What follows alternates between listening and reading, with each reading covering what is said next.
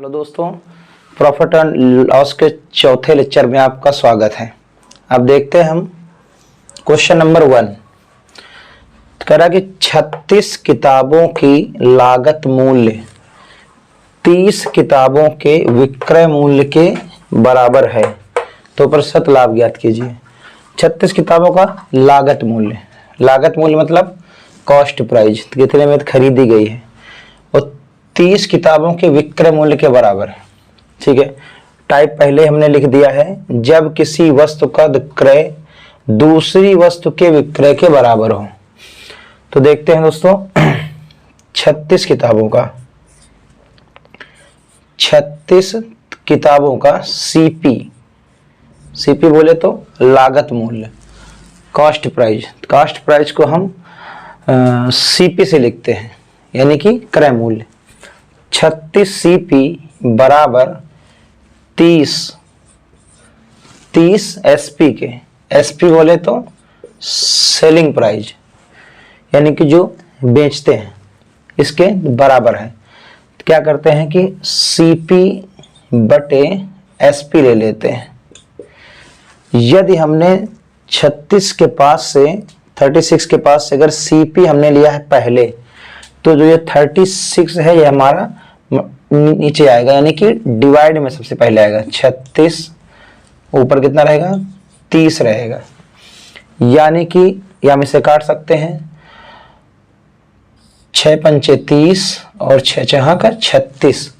ये हम देख रहे हैं कि कॉस्ट प्राइस हमारा कितना हुआ, 5 रुपए, सेलिंग प्राइस कितना हुआ, 6 रुपए, यानी कि किसी वस्तु को 5 रुपए में खरीदा गया है और 6 रुपए में बेचा गया है।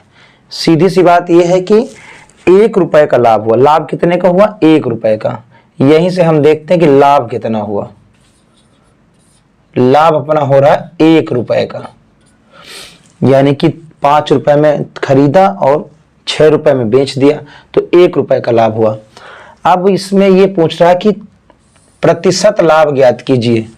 प्रतिशत लाभ का सूत्र फार्मूला हमने पिछले वीडियो में बता दिया है, आप लोग पहला वीडियो देख लीजिएगा। प्रतिशत लाभ बराबर होता है लाभ गुणे 100 बटे क्रय मूल्य। क्रय बोले तो सीपी। देखते हैं, इंप्लाइज दैट लाभ कितना आया है, 1 रुपये का है लाभ। 1 लिख दिया इंटू 100 बटे सीपी क्रय मूल्य हमारा कितना है, यहां से 5। ये देखो सीपी 5 से भाग दे देंगे।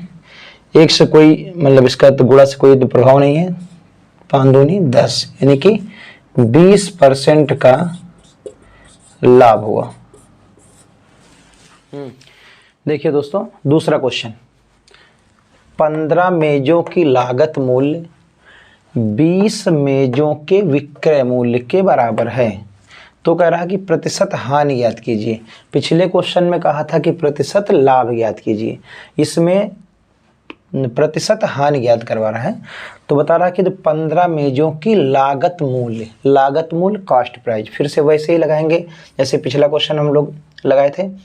15 सीपी लागत मूल्य बराबर किसके हैं, 20 मेजों के विक्रय मूल्य के।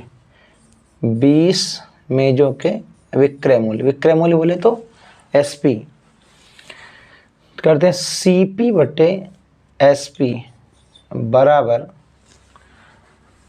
सीपी का मान हमारा नीचे चला आएगा 15, एसपी का मान हमारा ऊपर रहेगा 20। क्योंकि हम अगर यदि पहले सीपी को लेते हैं तो इसका जो मान होता है वो नीचे आता है। 5 से काट दीजिएगा, 5 चौको 20, 5 तिया 15, यानी कि जो कॉस्ट प्राइस है हमारा 4 रुपए और सेलिंग प्राइस कितनी हो गई, 3 रुपए, यानी कि 4 रुपए में खरीदा गया और 3 रुपए में बेचा गया। तो सिंपल सी बात है, नज़र आ रही है कि यदि हम अगर किसी वस्तु को 4 रुपए में खरीदे हैं और 3 रुपए में यदि अगर बेचेंगे तो हमारा लॉस हो रहा है। लॉस कितने का हो रहा है हमारा? हानि कितने की हुई है?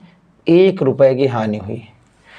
तो हम लगा देंगे हानि परसेंट, प्रतिशत हानि, प्रतिशत हानि, ये ऐसे लिख लेते हैं।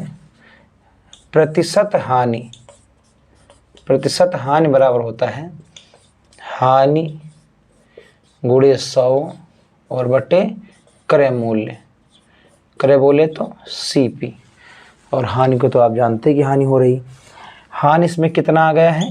1 रुपये की हानि, 1 लिख देंगे, गुणे 100 लिख देंगे, बटे क्रय मूल्य, क्रय कितना है हमारा? 4 रुपये था, 4 लिख देंगे, 4 से भाग करें, 25 चौको 100, यानी कि 25% की क्या हुई है? हानि हुई है। हाँ दोस्तों, देखते हैं तीसरा क्वेश्चन। अब इस तीसरा क्वेश्चन जो है पहले और दूसरे से डिफरेंट है। उसमें यह था कि हानि निकालनी थी और लाभ निकालना, प्रतिशत हानि और प्रतिशत लाभ निकालना था। लेकिन ये क्वेश्चन अलग है, उससे ज़्यादा अलग है। यदि किसी वस्तु का विक्रय मूल्य, विक्रय मूल्य मतलब SP, उसके लागत मूल्य, लागत मूल्य बोले तो CP, लागत मूल्य का 8/5 गुना है। यानी कि किसी वस्तु का विक्रय मूल्य उसके लागत मूल्य का 8/5 गुना है, तो प्रतिशत लाभ ज्ञात कीजिए। अकॉर्डिंग टू क्वेश्चन देखते हैं।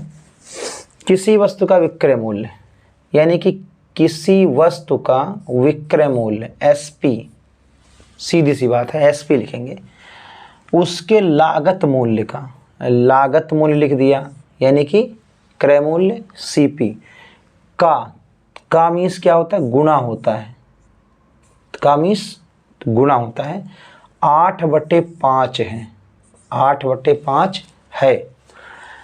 इस प्रकार क्वेश्चनों में दोस्तों हम लोग देखते हैं कि ये जो CP है ये हमारा इसके नीचे आ जाता है डिवाइड में, यानी कि SP बटे ये जो CP है नीचे आ जाएगा, CP बराबर सीधी सी बात है, लिख गया क्या? 8/5। हम देख रहे हैं कि खरीदा हमने कितने में था? 5 रुपये में, और बेचा कितने में? 8 रुपये में। CP SP, खरीदा 5 रुपये में, बेचा 8 रुपये में, तो लाभ कितने का हुआ? 8 में 5 से घटा दीजिएगा, 3 रुपये का लाभ हुआ, 3 रुपये का लाभ। पूछ रहा क्या? प्रतिशत लाभ ज्ञात कीजिए, प्रतिशत लाभ ज्ञात कीजिए। तो फिर से हम लगाएंगे प्रतिशत लाभ बराबर, प्रतिशत लाभ बराबर क्या होता है? लाभ गुणे 100 बटे क्रय मूल्य, क्रय मूल्य बोले तो CP, क्रय मूल्य CP implies दैट लाभ, लाभ हमारा कितना हुआ? 3 रुपये का हुआ, लिख देंगे 3 रुपये गुणे 100 बटे क्रय मूल्य, क्रय मूल्य हम देख रहे हैं कितना हुआ? क्रय हमारा SP 8 का है, नहीं सॉरी, SP कितना है? CP 5 रुपये, 5 लिखेंगे, 5 से काट देंगे, 5 दूनी 10, यानी कि 20, और 20 दिया 60, 60% का लाभ प्राप्त हुआ, 60% का लाभ।